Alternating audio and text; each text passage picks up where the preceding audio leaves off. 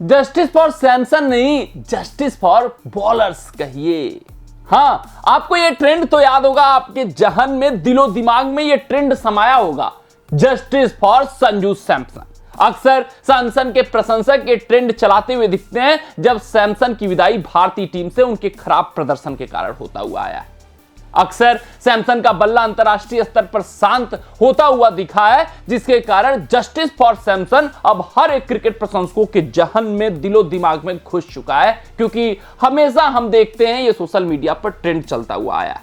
ऐसा प्रतीत हो रहा था, ऐसा महसूस हो रहा था कि क्या सैमसन को इस ट्रेंड की जरूरत है, क्या सैमसन को इस उदारता की जरूरत है, क्योंकि वो क्रिकेटर हैं यार, वो बल्लेबाज हैं, उनके हाथ में बल्ला है, उनको ट्रेंड की आवश्यकता नहीं है, उनके हाथ में जौहर है, उनके अंदर काबिलियत है, उनके अंदर जोश है, जुनून है, जज्बा है। तो ये ट्रेंड चलाकर क्या हम सैमसन के काबिलियत के ऊपर सवालिया निशान नहीं उठा रहे? क्या हम सैमसन को दया का पात्र नहीं बना दे रहे थे? सैमसन इस बात को समझ रहे थे, सैमसन के अंदर यह बात मलाल की तरह बैठ चुकी थी कि यार इन प्रशंसकों को यह ट्रेंड चलाने की जरूरत क्या है, मेरे हाथ में तो बल्ला है, मुझे मौके मिल रहे हैं, मुझे उन मौकों का फायदा उठाना होगा, मुझे उन मौकों को भुनाना होगा, तभी जाकर कुछ होगा। इन ट्रेंड से सिर्फ और सिर्फ मेरा कॉन्फिडेंस गिरेगा, मैं दया का पात्र बनकर रह जाऊंगा, और जो अंतरराष्ट्रीय स्तर पर मेरा प्रदर्शन नहीं आ रहा है उसके कारण अक्सर मैं बाहर होता हुआ दिखूंगा। सैमसन को गंभीर ने बड़ा मौका दिया, सैमसन का स्थान वहां पर बदला गया, मिडिल ऑर्डर क्रम से उठाकर उनको ओपन कराया गया, तो सैमसन ने मानो ठान लिया कि भैया अब दया का पात्र मैं नहीं रह गया, मेरे अंदर वो काबिलियत है, अब मैं दिखाऊंगा।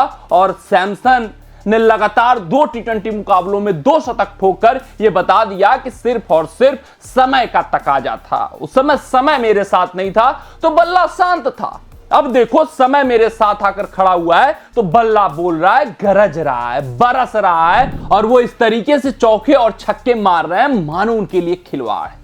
संजू सैमसन का अब बल्ला गरजना शुरू हुआ है तो justice for Sanju Samson trend की जरूरत, आवश्यकता, दरकार नहीं है, बल्कि अब जस्टिस फॉर बॉलर्स ट्रेंड की चलाने की जरूरत है, दरकार है, आवश्यकता है।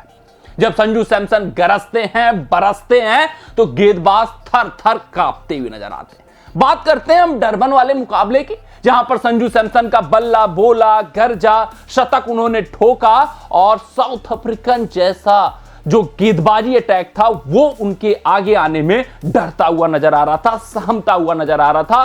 कोई भी गेंदबाज अपने लेंथ पर गेंदबाजी नहीं कर पा रहा था, क्योंकि संजू सैमसन का दहशत दर्पण में चल रहा था। तो संजू सैमसन की जब बल्लेबाजी देखकर हम मंत्र मुग्ध हुए तो पता चला कि भैया अब trend Sanju justice for Samson चलाने की जरूरत नहीं है, बल्कि जस्टिस फॉर बॉलर्स चलाने की जरूरत है। बहुत बेहतरीन उनकी बल्लेबाजी हुई, जबरदस्त अंदाज में उन्होंने बल्लेबाजी की, चौकों और छक्कों की बारिश की, वर्ल्ड रिकॉर्ड स्थापित किए, और भारतीय टीम को साउथ अफ्रीकन सरजमी पर पहले टी20 मुकाबले में बड़ी जीत दिलाई है। अगर हम बात करें उनके चौकों और छक्कों की, तो 7 चौके और 10 छक्के संजू सैमसन ने इस पारी में लगाए हैं, और जो 10 छक्के थे उसमें एलिगेंस था, उसमें क्लास था, उसमें काबिलियत थी उनकी। और ये जो पारी रहेगी ये संजू सैमसन के करियर के लिए एक तरीके से रिवाइवल का काम करेगी, क्योंकि आप विदेशी सरजमी पर, विदेशी कंडीशंस में साउथ अफ्रीकन जैसी तेज गेंदबाजी के आगे अगर आप शतक ठोकते हो तो मतलब आपने कुछ खास किया है, बड़ी उपलब्धि हासिल की, आपका कॉन्फिडेंस अब 7वें आसमान पर होगा, और सैमसन अलग ही बल्लेबाज नजर आते हुए दिखेंगे। और जब जब उनका बल्ला गरजेगा तो आप याद रखिएगा एक ट्रेंड जरूर चलना चाहिए, नाम होगा उसका जस्टिस फॉर बॉलर्स, क्योंकि यहां पर साउथ अफ्रीकन बॉलर्स को जस्टिस की जरूरत है। अगर हम बात करें कुछ नामों की तो महाराज 4 ओवर में 34 रन देते हुए नजर आते हैं, क्वेडजे 4 ओवर में 37 रन, 3 ओवर में पीटर 35 रन, क्रूगर 2 ओवर में 35 रन। तो आप समझ सकते हैं किस तरीके से इन गेंदबाजों के ऊपर संजू सैमसन बरसे। कमेंट सेक्शन में कमेंट करके हमें बताइएगा कि सैमसन की पारी आपको कैसी लगी। मिलते हैं आपसे अगले रिपोर्ट में, तब तक आप अपना ध्यान दें, सुरक्षित रहें, स्वस्थ रहें, मस्त रहें। जय हिंद, जय भारत।